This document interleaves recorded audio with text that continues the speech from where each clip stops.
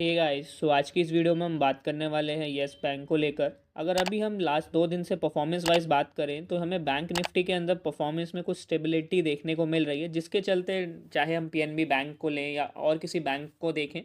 तो लगभग 5 से 7% के सर्किट के बीच हमें यहाँ पे कामकाज करता हुआ नज़र आ रहे हैं बैंक्स। बट अभी अगर स्पेसिफिकली हम येस बैंक को लेकर परफॉर्मेंस वाइज फोकस करें तो येस बैंक में अभी भी हमें कुछ खास तेज़ी बनते हुए नज़र नहीं आ रही। बट आज के दिन स्टॉक लगभग 4.85% के गेन के साथ हमें यहाँ पे देखने को मिल रहा है। तो क्या स्टॉक आगे लगभग 25 से 27 रुपये तक के टारगेट्स या कुछ बड़े टारगेट्स हम यहाँ से यस बैंक से एक्सपेक्ट कर सकते हैं? लॉन्ग टर्म और शॉर्ट टर्म में क्या व्यू अभी हमें चार्ट्स पे बनते हुए नज़र आ रहे हैं यस बैंक को लेकर? और एज अ इन्वेस्टर अगर आप अभी अपनी पोजीशंस को यस बैंक के अंदर होल्ड कर रखें तो आप अपनी पोजीशंस को यहाँ तक कब तक होल्ड करके रख सकते हैं? लॉन्ग फॉर्मेशन पे व्यू क्या बता रहा है? शॉर्ट टर्म में अगर इन्वेस्टेड हो तो क्या स्ट्रैटेजीज होनी चाहिए? इन सबको लेकर आज की इस वीडियो में बात करेंगे। तो वीडियो में आगे बढ़ने से पहले आप लोगों से यहाँ पर एक छोटी सी रिक्वेस्ट रहेगी। अगर आपने हमारे चैनल पर यहाँ पर फर्स्ट टाइम विजिट किया है तो चैनल को सब्सक्राइब करके बेल आइकन को हिट कर लीजिए, जिससे आपको हमारी लेटेस्ट वीडियोस का अपडेट मिलता रहे।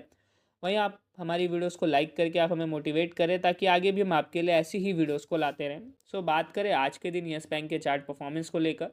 तो स्टॉक में लगभग हमें 20.12 पैसे के भाव पे अभी के समय स्टॉक हमें देखने को मिल रहा है, जहाँ पे मार्केट क्लोज होने में लगभग अभी अगर हम समय की बात करें 20 से 21 मिनट का समय हमें बचता हुआ नज़र आ रहा है मार्केट क्लोजिंग को लेकर, जहाँ पे स्टॉक एक अच्छी पोजीशंस पे ट्रेड हो रहा है। वहीं अगर यस बैंक के 5 डे के डेटा पे बात करें तो लगभग 3.93% के करीब की तेज़ी बनते हुए नज़र आ रही है। यस बैंक एक लंबे क्राइसिस से हमें यहाँ से उभरता हुआ नज़र आया, जहाँ पे अभी के समय में बैंक की यूपीआई ट्रांजेक्शन्स की बात करें तो वो काफ़ी हमें अच्छी नज़र आ रही हैं, या यूँ कहें कि यूपीआई ट्रांजैक्शन में बैंक कहीं ना कहीं जो रहेगा मार्केट लीडर भी हमें देखने को मिलता है, जहाँ पे 99.9 यहाँ पे हमें बैंक का यूपीआई ट्रांजैक्शंस का सक्सेस रेट देखने को मिलता है। एसेट क्वालिटी हमें यस बैंक की अभी के लेवल्स पे काफ़ी इंप्रूव होते हुए नज़र आई है, जहाँ पर जो हमें यस बैंक के सीईओ मिस्टर प्रशांत कुमार द्वारा भी बैंक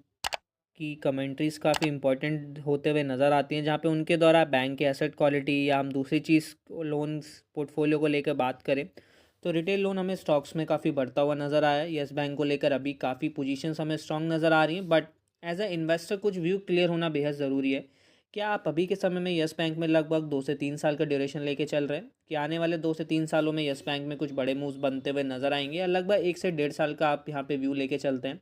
क्योंकि आपके व्यू का क्लियर होना बेहद ज़रूरी है। अगर आप स्टॉक से कुछ अच्छे रिटर्न्स बनाना चाहते हैं या वेल्थ क्रिएट करना चाहते हैं, दोनों ही चीज़ों में स्लाइटली हमें डिफरेंस होता हुआ नज़र आ रहा है।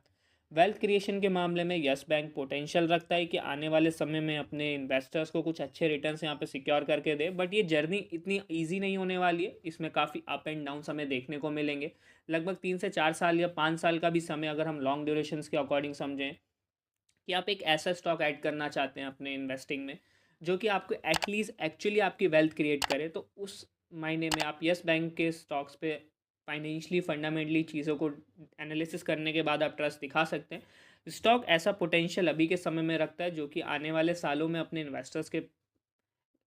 पैसे को यहाँ पे डबल करे। वहीं कंपनी के मार्केट कैप को लेकर बात करें तो लगभग 63,200 करोड़ के आसपास का कंपनी का मार्केट कैप देखने को मिलता है। पी रेशो लगभग 34.45 का। बट टेक्निकली जो चीज़ें यहाँ पर इंपॉर्टेंट हो जाती हैं, अगर उसके ऊपर फोकस करें तो टेक्निकल बेसिस पर स्टॉक में अभी के समय में हमें एक डाउन ट्रेंड यहाँ पे कंटिन्यू होता हुआ नज़र आ रहा है, जहाँ पे लास्ट 2 कैंडल्स पर अगर हम बात करेंगे तो वहाँ पे हमें देखने को मिलेगा कि पहले के कंपैरिजन में अभी के समय में स्टॉक्स के अंदर हमें जो रहेगा एक अच्छा वॉल्यूम ही क्रिएट होता हुआ नज़र आ रहा है। स्पेसिफिकली अगर हम वॉल्यूम्स को लेकर बात करें, बट ये वॉल्यूम अगर आने वाले ट्रेडिंग सेशंस में कंटिन्यू होता हुआ नज़र आया, यूँ कहीं कि आने से 3 से 4 दिन में भी हमें वॉल्यूम्स ऐसे ही क्रिएट होते हुए नज़र आए, तो कह सकते हैं कि आने वाले समय में स्टॉक हमें फिर से बाउंस बैक करता हुआ नज़र आएगा। जहाँ पे करंटली जो इंपॉर्टेंट सपोर्ट हमें स्टॉक में बनता हुआ नज़र आ रहा है, लगभग 18 रुपये के आसपास का स्टॉक में एक इंपॉर्टेंट सपोर्ट देखने को मिलता है।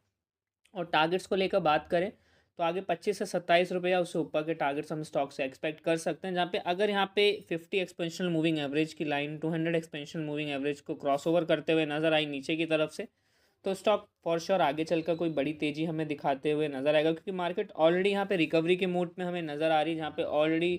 अभी के समय में म्यूचुअल फंड की होल्डिंग्स हमें अच्छे स्टॉक्स जो कि स्पेसिफिकली फाइनेंशियली स्टॉक अच्छे हैं, स्टेबल नज़र आ रहे हैं, म्यूचुअल फंड्स की होल्डिंग अच्छी है, डेट कम्स हैं, ऐसे अभी के समय में मार्केट जो रहेगा हमें एक रिकवरी मोड में आते हुए नज़र आ रही है। जो कि अगर हम स्टॉक्स को लेकर बात करें तो जो फाइनेंशियली स्ट्रांग है, जिनमें अभी के समय में शेयर होल्डिंग्स पैटर्न हमें स्ट्रांग देखने को मिलता है, डेट कम है, ऐसे स्टॉक्स में म्यूचुअल फंड की होल्डिंग्स हमें बढ़ते हुए नज़र आ रही है, जो कि इंडिकेशन है कि आने वाले दिसंबर मंथ हो सकता है मार्केट के लिए कुछ पॉजिटिव मूव बन के आए। और वहीं येस बैंक को लेकर बात करें तो हो सकता है शॉर्ट टर्म में तो आप स्टॉक से रिटर्न गेन कर सकते हो, बट एक अच्छी वेल्थ क्रिएट करने के लिए आपको जो रहेगा स्टॉक में थोड़ा लंबी अवधि के अकॉर्डिंग सोचना होगा। सही लेवल पे बाइंग रहेगी अगर ऑलरेडी ऊपरी लेवल पे बाइंग और एक लॉन्ग ड्यूरेशन के अकॉर्डिंग आप अपनी पोर्टफोलियो में स्टॉक को मैनेज करना चाहते हो तो नीचे के लेवल पे बाय करके एक्यूमुलेट कर सकते हैं अपने प्राइस एक्शंस को। या ऐसा कर सकते हैं कि अगर आपका बाइंग प्राइस वहाँ पे ट्रिगर हो रहा है तो बाइंग प्राइस से सेल आउट करने के बाद जब आपको सेकंड टाइम अपॉर्चुनिटी मिले तो उस लेवल पे आप स्टॉक को बाय करके